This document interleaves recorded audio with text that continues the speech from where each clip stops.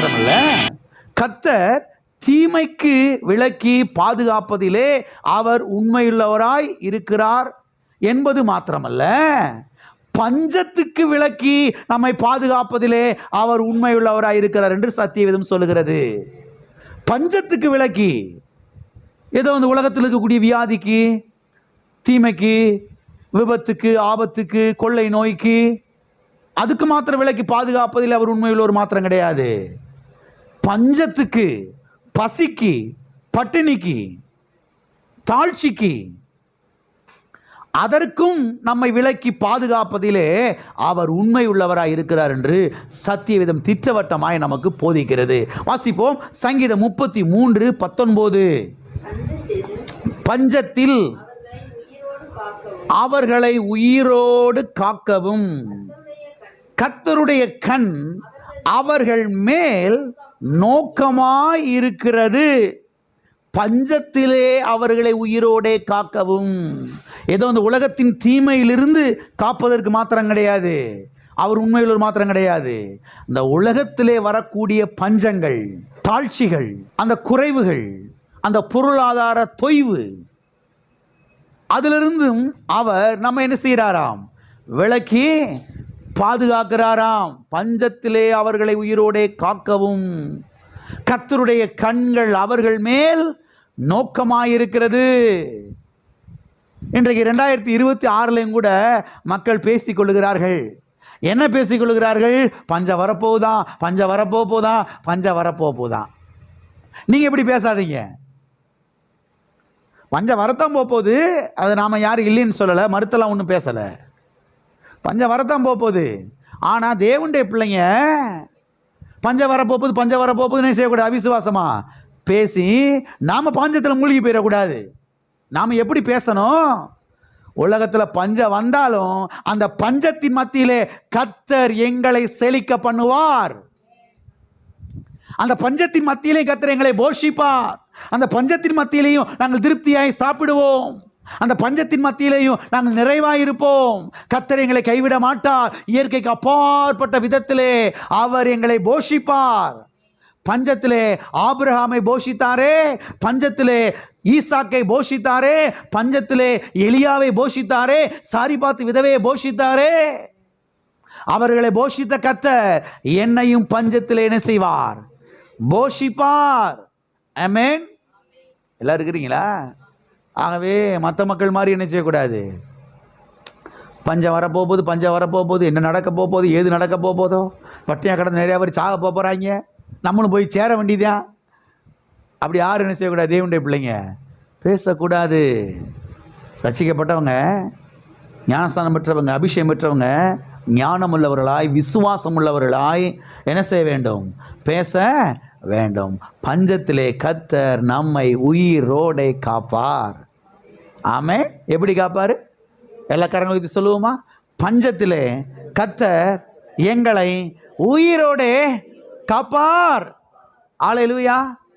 சத்தியவேதத்திலே யோசேப்பை குறித்து நாம் பார்க்கிறோம். உங்களுக்கு தெரியும், யோசேப்பை அவங்களுடைய சகோதரர்கள் தூக்கி குழியில் போட்டாங்க. மறுபடியும் எடுத்து வித்துட்டாங்க. போத்திபார் வீட்டுக்கு போயிட்டான். அங்கேருந்து ஜெயிலுக்கு போயிட்டான். கடவுள் பாருங்கள், எடுத்து அந்த எகிப்து தேசத்தினுடைய பிரதமராக உயர்த்தி அங்கே வச்சிட்டார். ஆச்சரியமாக இருக்குது. பெரிய பஞ்சம் உலகத்தில் வந்துச்சு அந்த நாட்களில். ஆபிரகாமின் நாட்களில் பஞ்சம் வந்துச்சு, ஈசாக்கின் நாட்களில் பஞ்சம் வந்துச்சு. இப்போ யாக்கோபுடைய 12 பிள்ளைங்க, அவனுடைய பெண் பிள்ளைங்க, இவங்கெல்லாம் குடும்பஸ்தர்களாய் மாறி அப்படி பெரிய அப்படி ஒரு கூட்டமாக ஒரு 70 பேர் 80 பேர் இருக்கிற அந்த நாட்கள்லேயும் ஒரு பெரிய பஞ்சம் என்ன செய்யுது? வருகிறது. கர்த்தர் என்ன மாதிரி பிளான் பண்ணுறாரு பாருங்க. இந்த யாக்கோபுடைய அந்த சந்ததியாரையும் அந்த பஞ்சத்துக்கு காப்பாற்றுறதுக்காக கர்த்தர் முன்கூட்டியே யோசேப்பை எகிப்து தேசத்துக்கு அனுப்பி பிளான் பண்ணி திட்டங்களை கொடுத்து, யுக்திகளை கொடுத்து, ஞானத்தை கொடுத்து, அங்கே விளையக்கூடியதெல்லாவற்றிலையும் 5ல் ஒரு பங்கை வாங்கி சேமிக்க வச்சு அதன் மூலமாக உலகத்தையே போஷிக்கிறார். உலகத்தை போஷிக்கிறது மாத்திரமல்ல, குறிப்பாய் யாக்கோபையும் யாக்கோபுடைய 11 குமாரர்களையும் பெண் பிள்ளைகளையும் அவர் அன்றைக்கு பாதுகாத்தார். அந்த பஞ்சத்துக்கு விலக்கு என்று சத்திய வேதத்திலே நாம் பார்க்கிறோம். எல்லாம் இருக்கிறீங்களா? கர்த்தர் பாருங்க, பார்வோனையும் அந்த பஞ்சத்துக்கு விலக்கி பாதுகாக்கிறாரு. ஒரு முக்கியமான விஷயத்தை சொல்ற, எல்லாரும் கவனிங்க. பார்வோன் ராஜாவையும் அந்த பஞ்சத்துக்கு விலக்கி என்ன செய்யறாரு? பாதுகாக்கிறாரு. ஏன் தெரியுமா? இந்த பார்வோன் ராஜாவை பஞ்சத்துக்கு விலக்கி பாதுகாத்தாரு. பார்வோனு ஒரு முறை விதைகளை விதைத்தான். எப்ப பாஸ்டர் விதைச்சான்? சத்தியவேதம் சொல்லுகிறது, தேவன் யாருக்கும் கடனாளி கிடையவே கிடையாது. பார்வோன் ராஜா ஒரு முறை விதைகளை என்ன செஞ்சான்? விதைச்சான். அப்ப அவன் விதைச்ச விதைக்கு அறுவடை கொடுக்கணும்ல. கொடுங்கள், அப்பொழுது உங்களுக்கு கொடுக்கப்படும். ஹல்லேலூயா.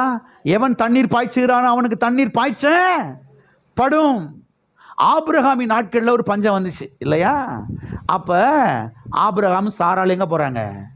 எகிப்துக்கு போறாங்க. அப்ப போகும்போது தான் ஆபிரகாமுடைய மனைவி என்ன செய்யறான்? எடுத்துக்கிறதுக்கு பார்க்குறான். அப்போ எடுத்துக்கிறதுக்கு பார்க்கறதுக்கு முதல்ல அவன் என்ன பண்ணுறான்? ஆபிரகாமுக்கு நிறையா வெள்ளி பொண்ணு, ஆடு மாடு ஒட்டகம் கழுதை எல்லாம் செய்கிற நிறையா மச்சானுக்கு சீர் கொடுக்குற மாதிரி கொடுக்குறான். ஏன்னா ஆபிரகாம் என்ன சொல்லிட்டு உள்ள போயிட்டாரு? என் தங்கச்சின்னு சொல்லி உள்ள போயிட்டாரு. மனைவி சொல்லிட்டு போகல. உள்ள என்ன சொல்லிட்டு போயிட்டாரு? அம்மா தாயே ரொம்ப அழகா இருக்கிற, யாராம் பார்த்தானே என்னைய போட்டு தள்ளிட்டு உன்னைய தூக்கிட்டு போயிடுவான். அதனால நீ என்ன பண்ணிரு போற இடத்துல எல்லாம், இவர் என் பிரதரு, என் தங்கச்சி, என் அண்ணன் இவரு, நான் அவருடைய தங்கச்சின்னு சொல்லிடு அப்படின்னு சொல்லிட்டார். அங்கே போனா அவன் நிறைய வெள்ளி பொண்ணு அதெல்லாம் கொடுக்குறான்ல, ஒரு விதையை விதைக்கிறான்ல. யாருடைய வாழ்க்கையில? கர்த்தர் அழைத்தாரே ஆபிரகாம், ஆபிரகாமுடைய வாழ்க்கையில விதைக்கிறான் இல்லையா? அந்த விதைக்கு யோசேப்பை கொண்டு போய் அங்க உட்கார வச்சு அறுவடை கொடுக்கிறாரு. என்ன மாதிரி கர்த்தர் பாருங்க அவரு. இந்த கர்த்தரை பிரசங்கம் பண்றதுக்கு தான் எனக்கு அவ்வளோ ஆசையா இருக்குது. ஆமென். அவ்வளோ சந்தோஷமா இருக்கிறேன். எத்தனை வருஷத்துக்கு முன்னதாக விதைச்ச விதைக்கு அறுவடை எங்க வச்சு கொடுக்குறாரு பாருங்க. நீங்க விதைச்ச விதைகள் அறுவடை வரும். அதை உங்க பேரப்பிள்ளைலாம் சாப்பிடுவாங்க. பேரப்பிள்ளைலாம் சாப்பிடுவாங்க, பேருடைய பேரெல்லாம் சாப்பிடுவாங்க. நீங்கள் இன்னைக்கு விதைக்கிற விதைகள், கொடுக்குற தசம பாகம், காணிக்கைகள், இதையெல்லாம் சபைக்கு நீங்கள் வாங்கி கொடுக்குற ஒவ்வொரு பொருட்கள், இது எல்லாமே விதைகள். இது எல்லாவற்றையும் நீங்களும் அனுபவிப்பீங்க. இதனுடைய அறுவடையை பார்ப்பீங்க, இதனுடைய ரிசல்ட்டை பலனை நீங்களும் பார்ப்பீங்க. உங்கள் பிள்ளைங்க, பேரப்பிள்ளைங்க, பேரப்பிள்ளையுடைய பேரப்பிள்ளைங்களாம் என்ன செய்வாங்க? பார்ப்பாங்க. ஆமென். ஆகவே யோசேப்பை கொண்டு போய் அங்கே உட்கார வச்சு என்ன பண்ணுறாரு பாருங்க. அந்த வேத பகுதியை வாசிப்போம். ஆதியாகமம் 45:4 முதல் 7 வரைக்கும் வாசிப்போம். அப்பொழுது யோசேப்பு தன் சகோதரரை நோக்கி, என் கிட்ட வாருங்கள் என்றான். அவர்கள் கிட்ட போனார்கள். அப்பொழுது அவன், நீங்கள் எகிப்துக்கு போகிறவர்களிடத்தில் விற்று போட்ட உங்கள் சகோதரனாகிய யோசேப்பு நான் தான். என்னை இவ்விடத்துக்கு வரும்படி விற்று போட்டதினால் நீங்கள் சஞ்சலப்பட வேண்டாம். அது உங்களுக்கு விசனமாயிருக்கவும் வேண்டாம், ஜீவரட்சணை செய்யும்படிக்கு. இந்த வார்த்தை ஆழமாய் கவனியுங்கள்.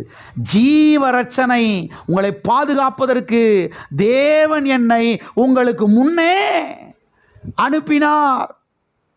தேசத்தில் இப்பொழுது 2 வருஷமாக பஞ்சம் உண்டாயிருக்கிறது. இன்னும் 5 வருஷம் உழவும் அறுப்பும் இவ்வளவா இல்லாமல் பஞ்சம் இருக்கும்.